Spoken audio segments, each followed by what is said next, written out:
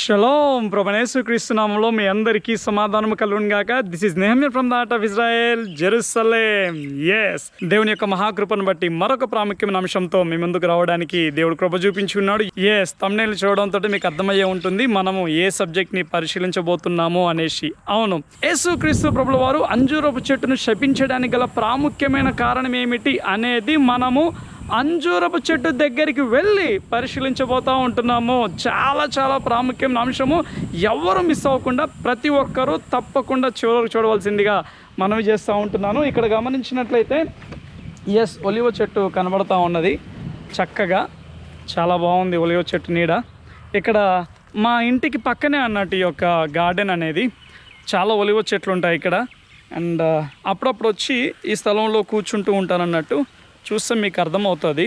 And ఒక్క నిమిషం నేను కెమెరాని చేంజ్ చేస్తాను.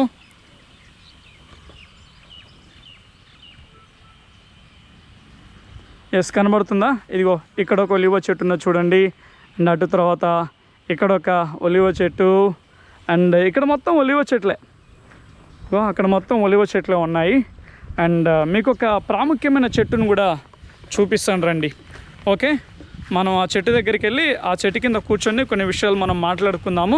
అటు తర్వాత అంజూరపు చెట్టు దగ్గరికి వెళ్దాము. చాలామందికి డౌట్ ఉంటుంది కదా. అవును, అసలు డౌట్ రావడం గల ప్రాముఖ్యమైన కారణం ఏమిటి అని అంటే, మార్కు సువార్త 11వ అధ్యాయంలో అక్కడ మార్కు గారు అంటారు, యేసుక్రీస్తు ప్రభుల వారు అంజూరపు చెట్టుని శపించాడు, అది పండ్ల కాలము కాదు అని అంటాడు. అది సమస్య. దాన్ని బట్టి చాలామంది ఏమనుకుంటారు అని అంటే, అరే ఏంట్రా మీ బైబిల్, యేసుక్రీస్తు ప్రభుల వారు ఏం దేవుడు, పండ్ల కాలము కాదు అని తెలిసినా కానీ చెట్టును శపించడం ఏంటి, తెలివిన్నోడు ఎవడైనా అలా శపిస్తాడా అన్నట్టుగా చాలామంది మాట్లాడుతూ ఉంటారు. ముఖ్యంగా ఈ మతోన్మాదులు ఈ యొక్క పాయింట్ని తరచుగా లేవనెత్తుతూ ఉంటారు అన్నట్టు. నిజమే కదా, అది పండ్ల కాలం కాదు అన్నప్పుడు ఈ యొక్క చెట్టుకు ఫలాలు ఎలా వస్తాయి? అలాంటప్పుడు ఈ యొక్క అంజూరపు చెట్టును శపించడంలో ఏమన్నా అర్థం ఉందా అన్నట్టుగా చాలామంది క్రైస్తవ్యం మీద విషం చిమ్ముతూ ఉంటుంటారు. బైబిల్ మీద, క్రైస్తవుల మీద, క్రైస్తవ్యం మీద విషం చిమ్ముతూ ఉంటుంటారు. అలా మాట్లాడే వాళ్ళకు ఆన్సర్ చెప్పడం కాదు ఈ యొక్క వీడియో ఉద్దేశము. ఎందుకు అనంటే, అటువంటి వాళ్లకు మనం ఎంత ఆన్సర్ చెప్పినా కానీ వాళ్ళకు కావాల్సింది ఆన్సర్ కాదు, మత విద్వేషాలు రెచ్చగొడతానే ఉంటారు, విషం చిమ్ముతానే ఉంటారు. కాకపోతే ఈ వీడియో చేయడం గల ప్రాముఖ్యమైన కారణం ఏమిటి అని అంటే, చాలామంది క్రైస్తవులకు కూడా ఒక డౌట్ ఉందన్నట్టు. అరే ఏంటి, నిజమే కదా, అక్కడనేమో మార్కు సువార్త 11వ అధ్యాయంలో స్పష్టంగా అంజూరపు చెట్టును శపించాడు అని ఉంటుంది, దాని కిందనే అది పండ్ల కాలం కాదు అని ఉంటుంది. అని ఇదేంటి అన్న ఒక జెన్యూన్ డౌట్ చాలామంది క్రైస్తవులకు కూడా ఉన్నది. ఆ డౌట్ని మనము వాక్యానుసారమైన కోణంలో, లోతైన వాక్యపు వెలుగులో మనం పరిశీలించబోతూ ఉంటున్నాము. ఇదే ఇజ్రాయేలు దేశంలో, ఇదే యెరూషలేములో, అదే అంజూరపు చెట్టు దగ్గరికి వెళ్ళి, అంటే యేసుక్రీస్తు ప్రభువుల వారు శపించిన అంజూరపు చెట్టు అని కాదు, మరొక చెట్టు, అక్కడికి వెళ్ళి మనం పరిశీలించబోతూ ఉంటున్నాం. ఓకేనా? సో దానికంటే ముందు నేను ఒక చెట్టు కింద కూర్చున్నాను. భలే ఉంది ఈ నీడ, చాలా చాలా బాగుంది. ఈ చెట్టు ఏంటో నేను మీకు చూపిస్తాను రండి. ఇది ఇంట్రెస్టింగ్ చెట్టు అన్నట్టు. ఇది చూడండి, ఫస్ట్ ఈ చెట్టు ఎంత పెద్దగా ఉన్నదో చూడండి. చాలా పెద్దగా ఉంటుంది ఈ చెట్టు కదా, చాలా పెద్దగా ఉంది కదా చెట్టు. అండ్ నిజంగా అక్కడ కూర్చొని ప్రశాంతంగా ఆ వాకింగ్ చదువుకోవడము, ఈ నోట్స్ ప్రిపేర్ చేసుకోవడము భలే అనిపిస్తుంది. చాలా బాగుంటుంది ఈ పార్క్, నాకు చాలా చాలా ఇష్టం. ఈ చెట్టు ఏంటి అని అంటే మల్బరీ చెట్టు అన్నట్టు. నేను మీకు చూపిస్తాను రండి. ఇదిగో చూడండి,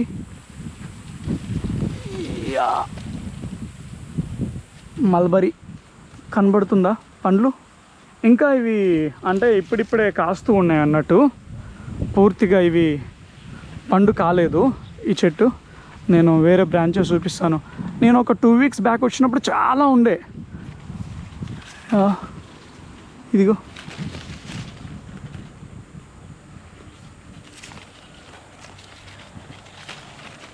చూడండి, ఇక్కడ ఉంది చూడండి.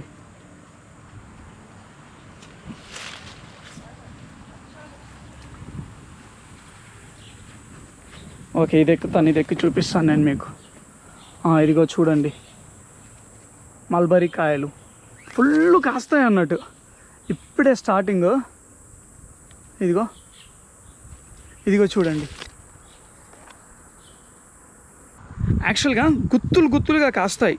ఓకే, ప్రతి బ్రాంచెస్కి ఫుల్ గుత్తులుగా కాస్తాయి అన్నట్టు. వచ్చి మంచిగా మేము తెంపుకొని వాటిని వెనిగర్లో వేసి క్లీన్ చేసి బ్రేక్ఫాస్ట్కి తింటూ ఉంటాం. చాలా బాగుంటాయి, చాలా టేస్టీగా ఉంటాయి. ఓకేనా, అయితే ఇక్కడ కొన్ని అంశాలు మనం పరిశీలన చేద్దాము. ఓకేనా, ఈ అంజూరపు చెట్టు గురించి మనం పరిశీలించడానికంటే ముందుగా మనం అసలు వాక్యాన్ని ఎలా పరిశీలించాలి, వాక్యాన్ని ఎలా అర్థం చేసుకోవాలి, వాక్యాన్ని ఎలా మనం చదవాలి అనేది నేను క్లుప్తంగా మీకు వివరిస్తాను. ఓకేనా, దానికంటే ముందు ఇంకా ఎవరైనా మన ఛానల్ని సబ్స్క్రైబ్ చేయనట్లయితే తప్పకుండా సబ్స్క్రైబ్ చేయవలసిందిగా మనవి చేస్తూ ఉంటున్నాను. వీడియోను లైక్ చేయండి. మీరు లైక్ చేసినా కానీ కామెంట్ చేసినా కానీ అనేక మందికి రీచ్ అవ్వడానికి అవకాశంగా ఉంటుంది. ఓకేనా, సో మనం వాక్యాన్ని అర్థం చేసుకోవాలి అని అంటే ఎప్పుడైనా కానీ కాంటెక్స్ట్లో పరిశీలన చేయాలి, సందర్భానుసారంగా మనం వాక్యాన్ని చదవాలి. అంతేకాదు కొన్ని బ్యాక్గ్రౌండ్స్ ఉంటాయి అన్నట్టు. వాక్యాన్ని చదివేటప్పుడు కొన్ని నేపథ్యాలు ఉంటాయి. ఒక వచనాన్ని అర్థం చేసుకోవాలంటే ఆ వచనం యొక్క భౌగోళిక నేపథ్యం ఏమిటి, ఆ వచనం యొక్క సాంస్కృతిక నేపథ్యం ఏమిటి, ఆ వచనం యొక్క చారిత్రాత్మకమైన నేపథ్యం ఏమిటి అని మనం ఆ డిఫరెంట్ కాంటెక్స్ట్లో డిఫరెంట్ బ్యాక్గ్రౌండ్లో పరిశీలన చేసినప్పుడు మాత్రమే ఆ వచనం యొక్క అసలైన అర్థం అనేది మనకు అర్థమవుతుంది. లేదంటే ఒక వచనం చూడగానే దాన్ని ఉన్నట్టుగా, అంటే దాని కాంటెక్స్ట్ ఏంటి, బ్యాక్గ్రౌండ్ ఏంటి, ఇవేమీ అర్థం చేసుకోకుండా పరిశుద్ధాత్మ దేవుడు నాకు బయలుపరిచాడు అన్న పేరుతోటి భయంకరమైన తప్పుడు బోధలు చేస్తూ ఉంటుంటారు చాలామంది. చూడండి, మీకు స్పష్టంగా అర్థం కావాలంటే ఇప్పుడు నేను ఒక కెమెరా పెట్టుకున్నాను. నేను పెట్టుకున్న కెమెరాకి ఒకవేళ నేను వైడ్ యాంగిల్ కావాలనుకుంటే ఒక లెన్స్ పెడతాను. వైడ్ యాంగిల్ కాదు, నేను జూమ్ చేయాలి అని అనుకుంటే నేను ఇంకొక లెన్స్ పెడతాను. లేదు, నాకు కేవలం ఒక బ్లాక్ మాత్రమే కావాలి అని అంటే నేను ఇంకొక లెన్స్ పెడతాను అన్నట్టు. సో నేను చూపించాలనుకున్న లొకేషన్ని బట్టి ఏ లెన్స్ పెడితే ఆ లొకేషన్ చాలా చక్కగా కనపడతాదో దాన్ని బట్టి నేను లెన్స్ యూజ్ చేస్తాను. ఓకే, వాక్యము కూడా అంతే. ఒక వచనాన్ని అర్థం చేసుకోవాలి అని అంటే డిఫరెంట్ లెన్స్ గుండా మనం పరిశీలన చేయాలా. చారిత్రాత్మక నేపథ్యాన్ని చూడాలి, భౌగోళిక నేపథ్యాన్ని చూడాలి, కల్చరల్ బ్యాక్గ్రౌండ్ని చూడాలి. అప్పుడు మాత్రమే మనకు అర్థమవుతుంది. అటువంటి వచనాలు చాలా ఉన్నాయి. ప్రభు చిత్తం అయితే నేను ముందు నేను మీకు తెలియజేస్తాను.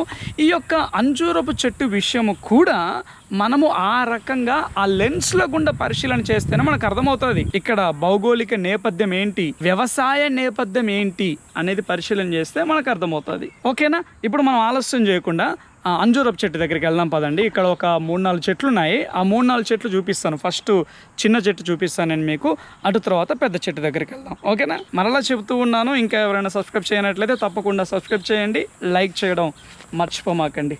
ఓకే, వెళ్దాం పదండి.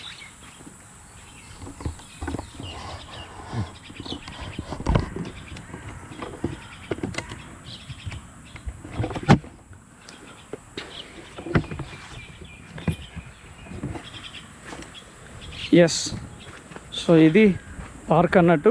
ఇక్కడ చూడండి, ఇది కూడా మల్బరీ చెట్టే. ఇదిగో సేమ్ ఈ రకంగానే ఈ మల్బరీ చెట్టు ఎంత పెద్దగా ఉందో, అండ్ అదిగో అక్కడ కూడా మల్బరీ చెట్టే. అండ్ ఇదేంటో తెలుసా, ఇది బాంబు షెల్టర్. ఓకే, సడన్గా ఏదన్నా సైరన్ వచ్చినప్పుడు, మిసైల్స్ పడుతున్నాయని సైరన్ వచ్చినప్పుడు ఆ బాంబు షెల్టర్లోకి పరిగెత్తడానికి అన్నట్టు. ఓకే, చాలా అద్భుతంగా ఉంటాయి ఇక్కడ సదుపాయాలు. And this is drinking water. Okay, and yes, వెళ్దాం పదండి. ఇదిగో చూడండి ఒలివ చెట్లు. నాకు చాలా ఇష్టం ఒలివ చెట్టు కింద కూర్చోవడం అంటే, చాలా ఇష్టం. అండ్ ఎస్, ఇలా వెళ్దాం పదండి.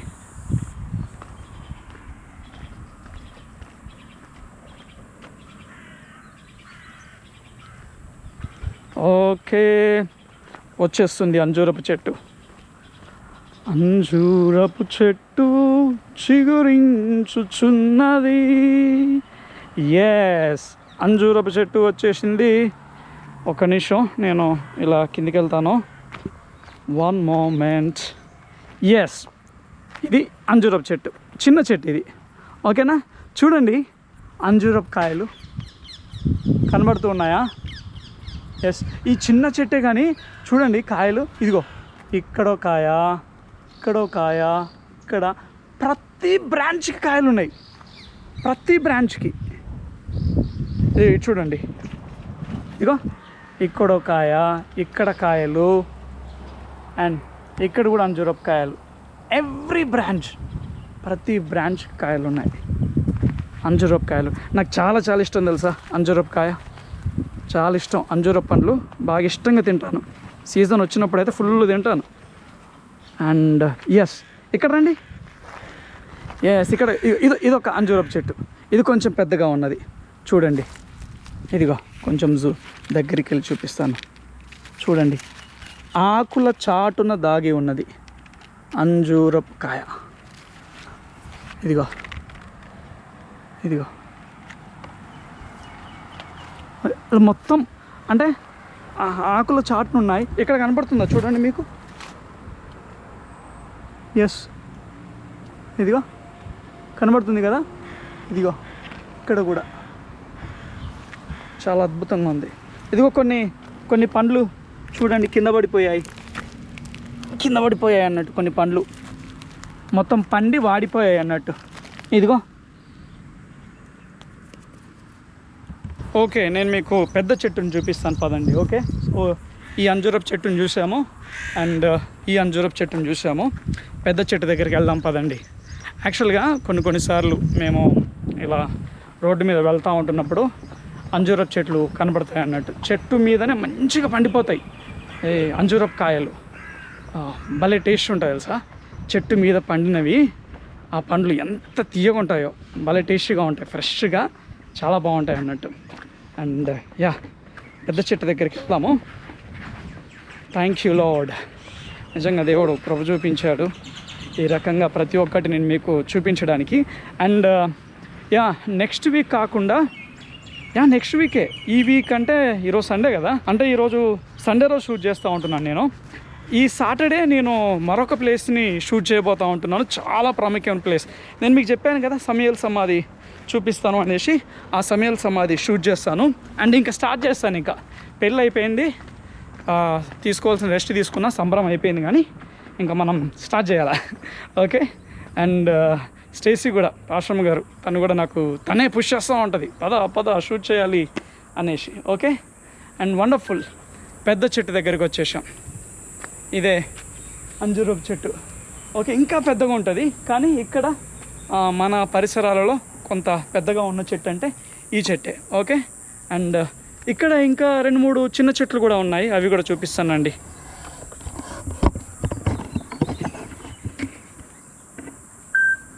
యా, ఇదిగో ఇక్కడ ఇదొక చెట్టు అండ్ ఇదొక చెట్టు, అక్కడ ఒక చెట్టు ఉంది చూడండి. సో ఇది పెద్ద చెట్టు. ఓకే, వాటితో పోలిస్తే ఇదే పెద్దగా ఉంది కదా. అండ్ ఎస్, చలో ఇప్పుడు మనం సబ్జెక్ట్కి వెళ్దాం పదండి. అసలు యేసుక్రీస్తు ప్రభుల వారు ఈ అంజూరపు చెట్టును ఎందుకు శపించాడు అనేది మనం పరిశీలన చేద్దాం. అండ్ ఎస్, కాయలు చూడండి, ఇక్కడ కూడా కాయలు.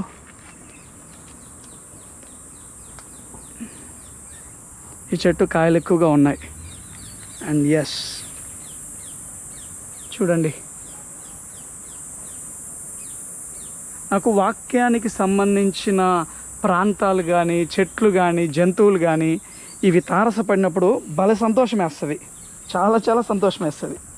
అసలు ఒక విషయం తెలుసా, లక్షలు ఖర్చు పెట్టుకొని ఇజ్రాయెల్కి వచ్చిన వాళ్ళు కూడా ఇంత స్పష్టంగా చూడలేరు తెలుసా. మీరు ఈ రకంగా ఇలా వీడియోలో చూస్తున్నంత స్పష్టంగా వాళ్ళు కూడా చూడలేరు. ఓకే, ఇక్కడ నిలబడతాను.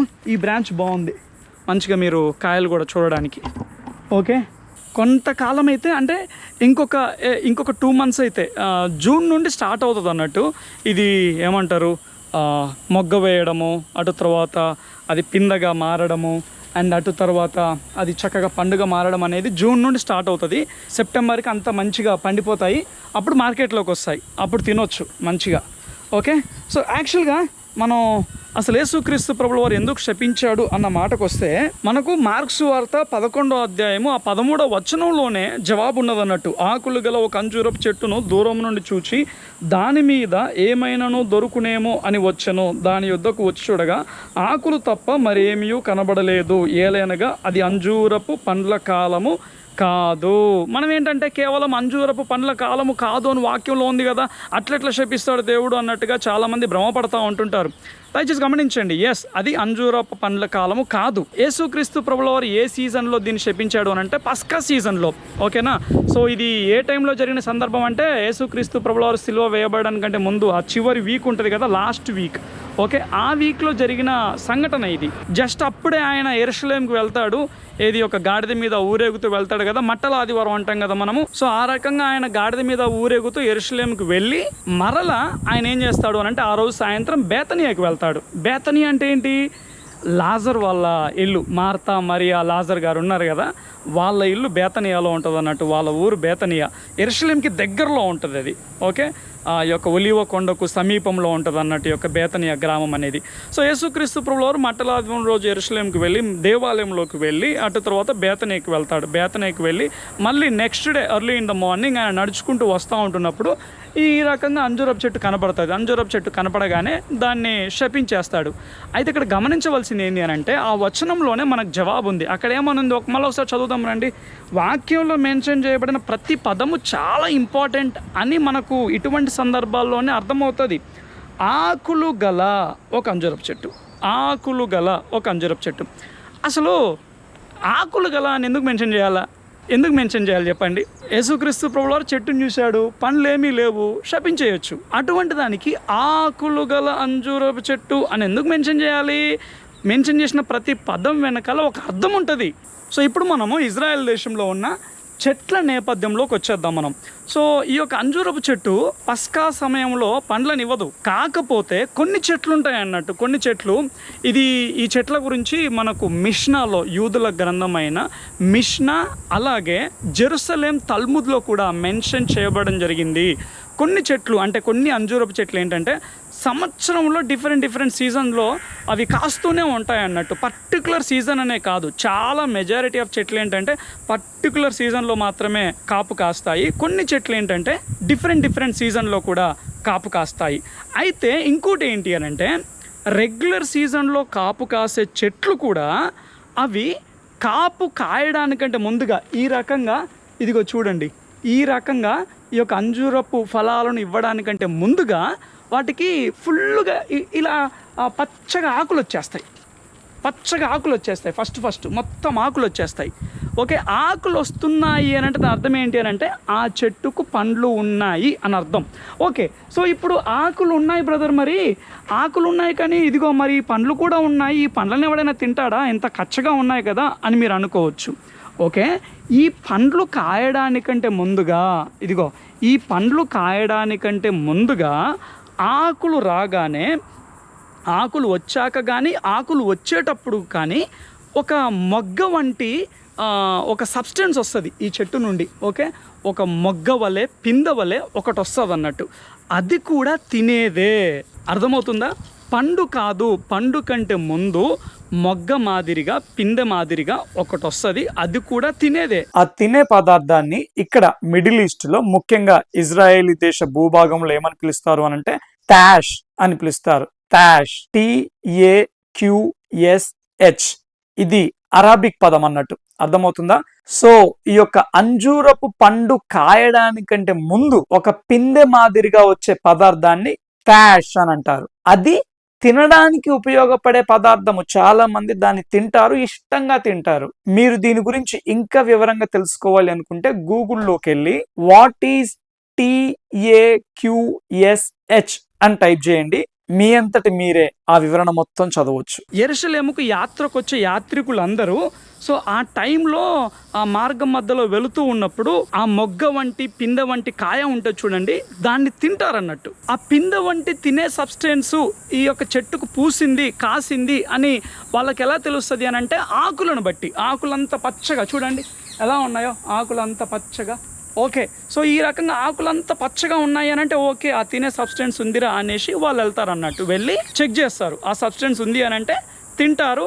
లేదు, ఆ సబ్స్టెన్స్ లేదు కానీ ఈ రకంగా కాయలు వచ్చాయి అని అంటే ఓకేరా, ఆ పిందె కాలం అయిపోయింది, ఇంకా పండ్లు అవుతున్నాయి కాబట్టి ఇంకా వాళ్ళు ఓకే, కొంత సమయం వెయిట్ చేస్తారన్నట్టు. సో ఇప్పుడు యేసుక్రీస్తు ప్రభుల వారు ఇటువంటి అంజూరపు చెట్టు దగ్గరికి వచ్చినప్పుడు ఇదిగో ఈ యొక్క ఆకులు అయితే ఫుల్ పచ్చగా ఉన్నాయి, ఫుల్ ఆకులు వచ్చేసినాయి. అరే ఆకులు ఉన్నాయి కదా, ఆ తినే సబ్స్టెన్స్ ఉంటుందేమో అనేసి ఫుల్గా ఈ పండ్లు కాయడానికంటే ముందుగా తినే సబ్స్టెన్స్ ఉంటుందని చెప్పాను కదా, అది ఉన్నదేమో అనేసి యేసుక్రీస్తు ప్రభువారు ఆ చెట్టు దగ్గరికి వెళ్ళినప్పుడు ఆ సబ్స్టెన్స్ లేదు. అలా అనేసి ఈ రకంగా ఇదిగో ఇలా పిందెలు రావడం కానీ, ఈ రకంగా కాయలు రావడం కానీ ఇదేమీ లేదు. అప్పుడు యేసుక్రీస్తు ప్రభువారు దాన్ని శపించడం జరిగింది. దయచేసి గమనించండి, ఇక్కడ ఆ చెట్టు ఏదో తప్పు చేసింది. చెట్టు ఏమి మనిషి కాదు కదా మనలాగా ఆలోచించడానికి, ఇదంతా చేయడానికి. కాకపోతే ఏంటి అని అంటే, చెట్టు ఉన్న స్థితిని దేవుడు చూసి ఆ చెట్టు స్థితిని మనకు ఒక మెసేజ్ చెప్పడానికి ఆయన ఉపయోగిస్తూ ఉన్నాడు. అర్థమవుతుందా? చెట్టు పాపం చేసింది కాబట్టి దాని దగ్గర ఫలితం వచ్చింది అని కాదు. చెట్టు యొక్క స్థితిని దేవుడు ఉపయోగించుకొని మనకు మెసేజ్ చెప్పడానికి, మనకు ఒక మెసేజ్ ఇవ్వడానికి ఆ చెట్టును శపించడం జరిగింది. ఆ మెసేజ్ ఏంటి అని తెలుసుకోవడము చాలా చాలా ప్రాముఖ్యము. కొంచెం మనం అక్కడికి వెళ్దాం పదండి, అక్కడ కూర్చొని మనం మాట్లాడుకుందాము. చూసారా మీరు చెట్టుని? ఓకే, క్లియర్గా చూసారు కదా మీరైతే. అండ్ యా, ఎవ్రీ బ్రాంచ్, ప్రతి బ్రాంచ్కి ఇక్కడ కాయలు ఉన్నాయి. ఎస్, ఇగో చూడండి. ఓకే, అర్థమైంది ఇప్పుడు మీకు, స్పష్టంగా అర్థమైంది కదా యేసుక్రీస్తు ప్రభుల వారు ఈ యొక్క అంజూరపు చెట్టును ఎందుకు శపించాడు అనేసి. ఓకే, యాక్చువల్గా బైబిలు కల్పనా కథల పుస్తకం అనుకోండి, సొంతంగా మనుషులు రాసుకున్న పుస్తకం అనుకోండి, వాళ్ళు ఈ రకంగా మెన్షన్ చేసేవాళ్ళు కాదు కదా. ఏంటి అది కాపు కాసే కాలము కాదు, పండ్లు కాసే కాలము కాదు అని రాసేవాళ్ళు కాదు కదా. ఓకేనా, నెగటివ్స్ కూడా రాసేవాళ్ళు కాదు కదా. బైబిల్లో మనుషులు చేసిన పాజిటివ్లు ఉన్నాయి, నెగటివ్స్ ఉన్నాయి. ఎందుకు? బైబిల్ పరిశుద్ధ గ్రంథము కాబట్టే, అది దైవ ప్రేరేపణతోటి లిఖింపబడినది కాబట్టే అన్నీ ఆ రకంగా లిఖించడం జరిగింది. ఓకే, మనకు బుద్ధి కలగడానికి, మనము మారుమనసు పొందడానికి. ఓకే, ఎస్, కొంచెం ఇక్కడ ప్రశాంతంగా కూర్చుందాం, నిమ్మలంగా కూర్చొని మాట్లాడుకుందాం. Okay, yes. యాక్చువల్గా యేసుక్రీస్తు ప్రభుల వారు అంజూరపు చెట్టును శపించడం వెనకాల ఉన్న ముఖ్య ఉద్దేశం ఏమిటి అని అంటే, వేషధారణను గూర్చి తెలియజేయడము ఆయన ప్రధాన ఉద్దేశము. అంజూరపు చెట్టు చూడడానికి మొత్తం ఆకులు కనబడతా ఉంటున్నాయి, పచ్చగా ఉన్నది, ఆ తినే సబ్స్టెన్స్ లేదు, అట్ ద సేమ్ టైం ఆ పిందెలు కానీ కాయలు కానీ ఏమీ లేవు. పైకి చూడడానికి మాత్రము నేను కాయలు కలిగి ఉన్నాను, ఫలాలు కలిగి ఉన్నాను, ఇదిగో మీరు తిని ఆకలి తీర్చుకోవడానికి కావలసిన ఆ సబ్స్టెన్స్ని కలిగి ఉన్నాను అన్న ఇంప్రెషన్ ఇస్తుంది ఈ యొక్క అంజూరపు చెట్టు. దానిని గద్దించాడు యేసుక్రీస్తు ప్రభుల వారు. అందుకు అంజూరపు చెట్టును శపించడం జరిగింది. ఈ యొక్క అంజూరపు చెట్టు అనేది ఇజ్రాయెల్ దేశానికి సాదృశ్యంగా కనబడుతూ ఉన్నది. యేసుక్రీస్తు ప్రభుల వారు ఇజ్రాయెల్ దేశానికి వచ్చినప్పుడు వారు ఎటువంటి ఆత్మీయ స్థితిలో ఉన్నారు అనంటే, ముఖ్యంగా శాస్త్రులు, పరిసయ్యులు, ఈ యొక్క సద్దుకయ్యులు, వాళ్ళు ఎటువంటి స్టేట్లో ఉన్నారు అనంటే, మేము ఆత్మీయులము, ఇదిగో మాకు దైవ గ్రంథం ఉన్నది, దేవుడు మమ్మల్ని ఎన్నుకున్నాడు, మేమే అసలైన అబ్రహాము సంతానము అన్న ఆ యొక్క ఆత్మీయ గర్వంలో ఉన్నారు. ఆత్మీయ గర్వమే కాదు, వారు భయంకరమైన వేషధారణలో ఉన్నారు. యేసుక్రీస్తు ప్రభువుల వారు అనేక మారులు వారి యొక్క వేషధారణను గద్దించడం జరిగింది. అరే మీరు సున్నం కొట్టిన సమాధులు అన్నట్టుగా వారి వేషధారణను గద్దించడం జరిగింది. సో అంజూరపు చెట్టు అనేది ఇజ్రాయెల్ దేశానికి సాదృశ్యంగా కనబడుతూ ఉన్నది. తన ప్రజల దగ్గరికి ఆయన వచ్చినప్పుడు వారు నిజమైన దేవుణ్ణి కలిగి ఉన్నాము అన్న స్థితిలో ఉన్నారు, కానీ వారిలో ఫలాలు ఏమీ లేవు. దానికి సాదృశ్యంగానే యేసుక్రీస్తు ప్రభువుల వారు అంజూరపు చెట్టును శపించడం జరిగింది. మీరు అధ్యాయంలో గమనిస్తే నెక్స్ట్ ఆయన యెరూషలేములో దేవాలయంలోకి వెళ్ళి ఆ యొక్క దేవాలయపు బల్లలన్నిటినీ ఆయన తలక్రిందులు చేస్తాడు. ఆ యొక్క వారు బిజినెస్ చేస్తూ ఉంటుంటే ఆ బల్లలన్నిటినీ చెల్లాచెదురు చేస్తాడు. ఎందుకు అనంటే, అరే మీరు చెప్పేది ఒకటి, మీరు చేసేది ఒకటి. ఆత్మీయత పేరు మీద నా యొక్క మందిరాన్ని, నా తండ్రి ఇంటిని మీరు వ్యాపార గృహంగా మార్చారు అని ఆయన చెప్తూ ఉన్నాడు యేసుక్రీస్తు ప్రభువుల వారు. దయచేసి గమనించండి, ఈరోజు సంఘపు పరిస్థితి కూడా అదే విధముగా ఉన్నది. ఈ అంజూరపు చెట్టు మాదిరిగానే ఉన్నది, పైకి చూడ పచ్చగా ఉన్నది, కానీ ఫలాలు లేని స్థితిలో ఉన్నది. ఎందుకు అనంటే, నేడు కూడా దేవుని యొక్క గృహము, దేవుని యొక్క ఇల్లు అనేది, మందిరం అనేది బిజినెస్గా మారిపోయింది. నిజంగా పరిచర్య భయంకరమైన బిజినెస్గా మారిపోయింది. విశ్వాసులను ఆ మందిరం నుండి ఈ మందిరం నుండి ఆకర్షించడానికి డిఫరెంట్ స్కీములు పెడతా ఉంటున్నారు. వాక్యము బోధించే దగ్గర కాంప్రమైజ్ అవుతూ ఉంటున్నారు.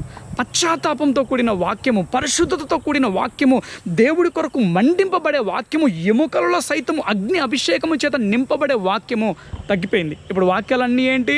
ఆశీర్వాదాలు, మేలులు, స్వస్థతలు, ప్రవచనాలు అన్న వేరొక సువార్త చేత నింపబడ్డాయి నేటి సంఘాలు. ఆ రకంగా నిజంగా చాలా వరకు మెజారిటీ ఆఫ్ సంఘాలన్నీ బిజినెస్గా మారిపోయాయి. ఇంకోటి భయంకరమైన పరిస్థితి ఏంటి అని అంటే, పెద్ద పెద్ద సంఘాలు ఎవరైతే ఉన్నారో వాళ్ళు శిష్యులను తయారు చేయట్లేరు. పెద్ద పెద్ద సంఘాలు పెడతా ఉంటున్నారు, డిఫరెంట్ ప్లేసెస్లో చర్చెస్ ఓపెన్ చేస్తూ ఉంటున్నారు. ప్రొజెక్టర్ పెడతారు, ప్రొజెక్టర్ మీద అయ్యగారు వాక్యం చెప్తారు, కథ అదొక బ్రాంచ్ అయిపోతుంది. అసలు వెళ్ళే వాళ్ళకి బుద్ధి ఉండాలి. వెళ్ళే వాళ్ళకి బుద్ధి ఉండాలంటే వాళ్ళు కూడా వాక్యం చదవరు కదా. వాక్యం చదివినప్పుడు వాళ్ళకి నిజాలు, సత్యాలు, అసత్యాలు ఏం తెలుస్తాయి? ఏది వాక్యానుసారమైన సంఘము, ఏది వాక్యానుసారమైన పరిచర్య క్రమము, శిష్యరిక క్రమం ఏమిటి అనేది మనకు తెలియదు కదా. మనం వాక్యం చదివితే ఆది అపోస్తలుల పరిచర్య క్రమం ఏంటి, యేసుక్రీస్తు ప్రభువులు ఆజ్ఞాపించిన పరిచర్య క్రమం ఏంటి అనేది మనకు అర్థమవుతుంది. అర్థమైతే ఎక్కడికి వెళ్ళాలి, ఎక్కడికి వెళ్ళకూడదు అన్న అవగాహన వస్తుంది. ఒక మాట అండి, ఇప్పుడు చాలా మంది ఈ యొక్క పెద్ద పెద్ద సేవకులు హైదరాబాద్లో ఎక్కడో మెయిన్ సంఘం పెడతారు. లక్షల మంది, వేల మంది వస్తూ ఉంటుంటారు. అటు తర్వాత ఇంకా టైర్ 2 టౌన్లో, చిన్న చిన్న పట్టణాలలో వాళ్ళు బ్రాంచెస్ ఓపెన్ చేస్తారు. బ్రాంచెస్ ఓపెన్ చేసినప్పుడు నువ్వు ఒక సేవకుని నిలబెట్టి అక్కడ ఒక సేవకుని ద్వారా వాక్యం చెప్పించు. లేదు, అక్కడ కూడా ప్రొజెక్టర్ పెట్టేసి అక్కడ కూడా అయ్యగారే ఉంటారు, సర్వాంతర్యామిలాగా. ఎందుకలా?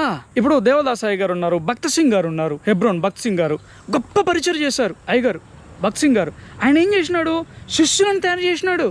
ఇప్పుడు హైదరాబాద్లో ఒక 5,000 మంది అయిపోయారు అనుకోండి, 5,000 మంది అయిపోయారు, లేదా 1,000 మంది అయిపోయారు అనుకుందాం. హైదరాబాద్లో 1,000 మంది అయిపోయారు అని అంటే ఎక్కడి నుండి వస్తున్నారు? ఓకే అయ్యా, ఫలానా ఊరు నుండి 100 మంది వస్తున్నారు. ఓకే, అయితే అక్కడ చర్చ్ పెట్టేసి ఇప్పుడు ఈయన భక్త్ సింగ్ గారు ఒక 5 సంవత్సరాలు 10 సంవత్సరాలు పరిచయలో ఉన్నారు కాబట్టి ఆయన కింద ఆ 5-10 సంవత్సరాలు ఒక వ్యక్తిని తయారు చేయడం, 2-3 తయారు చేయడం. ఇదిగో అక్కడ నువ్వు సంఘం చూసుకో, ఇక్కడ నువ్వు సంఘం చూసుకో, అలా అప్పచెప్పారు.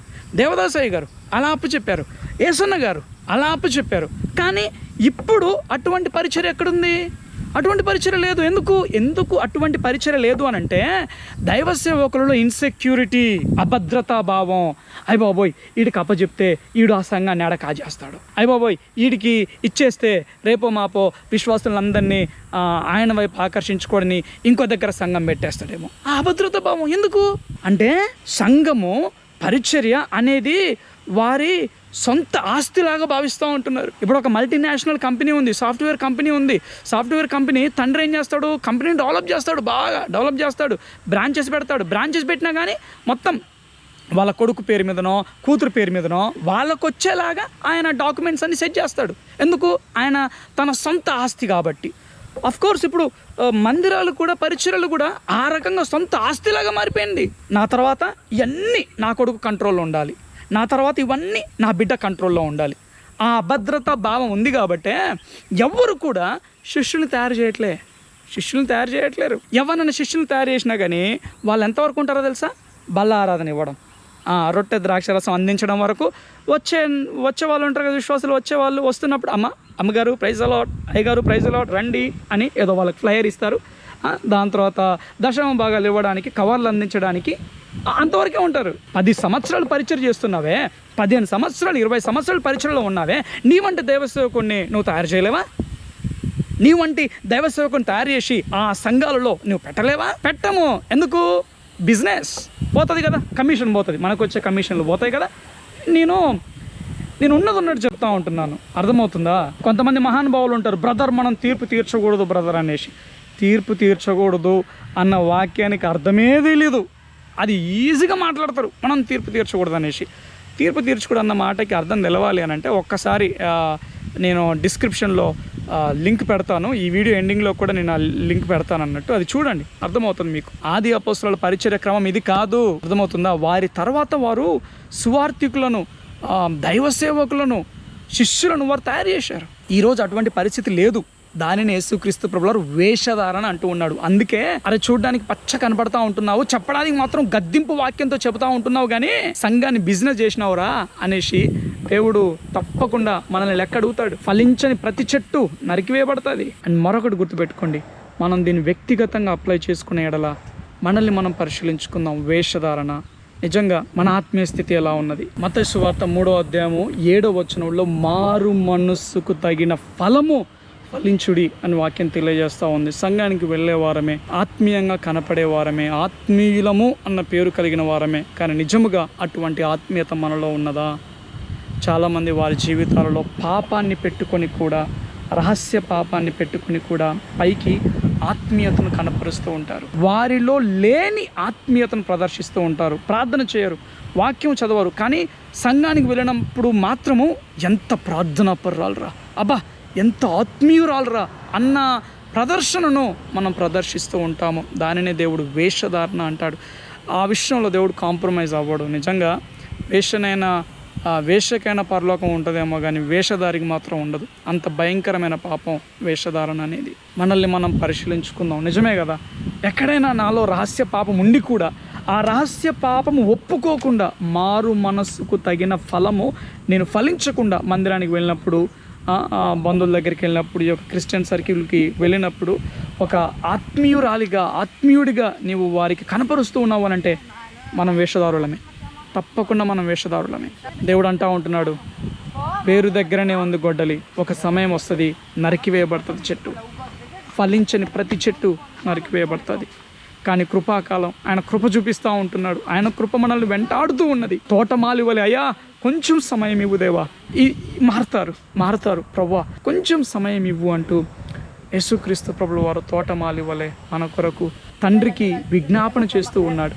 సో దయచేసి మనల్ని మనం పరిశీలన చేసుకుందాం. నిజంగా మనం గనక ఆ వేషధారణను పక్కన పెట్టి ఉన్నట్టుగా మన స్థితి ఏ స్థితిలో ఉందో ఆ స్థితితో ఆయన శిలువ చెంతకు చేరినప్పుడు, ఆయన కృపాసనం వద్దకు వెళ్ళినప్పుడు, మనల్ని మనం ఆయనకి కంప్లీట్గా సమర్పించుకున్నప్పుడు, ఓకే పాపం చేస్తున్నావు, ఆ పాపం నుండి బయటికి రాలేకపోతూ ఉన్నావా, బయటికి రావాలని ఉంది కానీ విడుదల పొందుకోలేని స్థితిలో ఉన్నావా, అదే చెప్పు.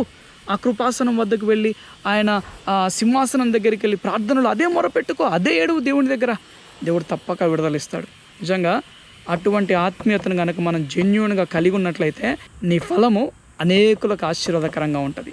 ఊహించని అభివృద్ధిని, ఊహించని ఆశీర్వాదాన్ని అన్నిటిలో నువ్వు పొందుకుంటావు. అర్థమవుతుంది? ఆశీర్వాదం అనంటే ఇల్లులు, బండ్లు, కార్లే కాదు. ఆశీర్వాదము, ఫలము ఫలించడము అనంటే ఆత్మఫలాలు, క్రీస్తు పోలికలోకి మార్చబడము, ఆ తగ్గింపును కలిగి ఉండడం, దీనత్వాన్ని కలిగి ఉండడం, ప్రేమను కలిగి ఉండడము, అది ఆ ఫలము చాలా చాలా ప్రాముఖ్యము. అటువంటి ఫలముల కొరకు మనం తృష్ణను కలిగి ఉండి ఈ వేషధారణను పక్కన పెట్టి క్రీస్తు పోలికలోకి మార్చబడాలి అన్న తృష్ణను కలిగి ఉంటే నీ ఆశీర్వాదాన్ని, నీ ఎదుగుదలను ఎవ్వడు ఆపలేడు. ఆ తృష్ణను కలిగి ఉండి నువ్వు పెంట కుప్ప వంటి స్థితిలో ఉన్నా కానీ ఒకనాడు దేవుడు నిన్ను పర్వత శిఖరం మీద నిలబెడతాడు. హల్లెలూయా! దేవుడు తప్పక అటువంటి కార్యాలు చేస్తాడు. సో మీకు అర్థమయ్యే ఉంటుంది ఈ యొక్క అంజూరపు చెట్టును యేసుక్రీస్తు ప్రభుల వారు ఎందుకు శపించాడు అనేసి, అసలైన అర్థం ఏంటి అని మీకు అవగాహన వచ్చి ఉన్నది అని నేను నమ్ముతూ ఉన్నాను. ఓకే, సో ఈ వీడియో మీకు ఆశీర్వాదకరంగా ఉన్నట్లయితే తప్పకుండా లైక్ చేయండి అండ్ మీ యొక్క అభిప్రాయాలని కామెంట్ రూపంలో మెన్షన్ చేయండి అండ్ మీకు తెలిసిన ప్రతి ఒక్కరికి షేర్ చేయవలసిందిగా మనవి చేస్తూ ఉంటున్నాను. ముందు నేను కంటిన్యూస్గా వీడియోస్ చేయడానికి ప్రయత్నం చేస్తాను. ఓకేనా? Thank you all. God bless you.